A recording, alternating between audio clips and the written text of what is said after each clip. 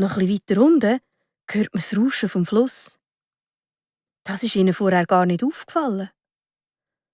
Nur den Weg, wo sie auf diesen Absatz geführt hat, findet sie nicht mehr.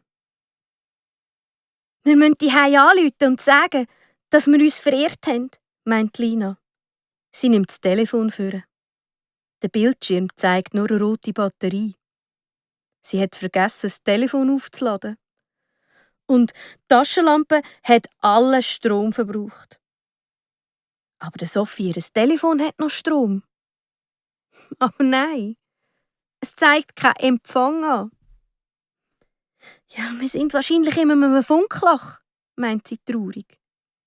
«Am besten, wir bleiben da, sonst stürzen wir noch ab.» Die Elena, ihre kleine Schwester, fängt an zu brieken. Die Elena versucht sie zu trösten.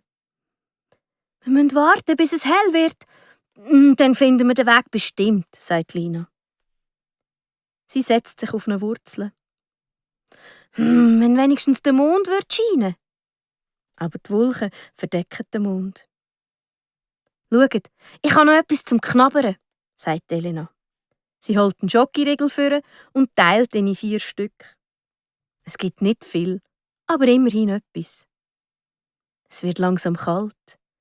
Mädchen fangen an zu frieren. «Wisst ihr was?» fragt Lina.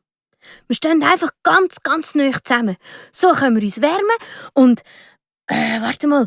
Ah ja, jeder erzählt eine Geschichte. Ich fange an.» Sie erzählt die Geschichte von einem Reis. Er badet in Stauseen und putzt sich die Zähne mit Fahnenstangen als Zahnstocher. Sophie erfindet eine Fee mit dem Namen Hupsila. Die hat den ganzen Tag daheim gsi. Darum passiert ihr immer wieder ganz lustiges Zeug. Sie kann keinen Zauberspruch richtig sagen. Das finden alle furchtbar lustig. Sie versuchen selber, misslungene Zaubersprüche aufzusagen und müssen schaurig lachen.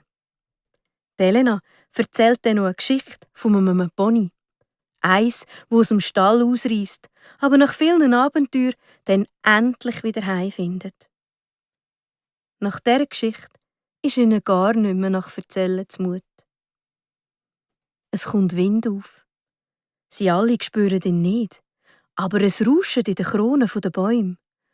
Rundum knarrt es im Dunkeln. Lina bemerkt, dass auch sie langsam Angst bekommt. Sie denkt an ihre Eltern. Bestimmt machen sie sich Sorgen.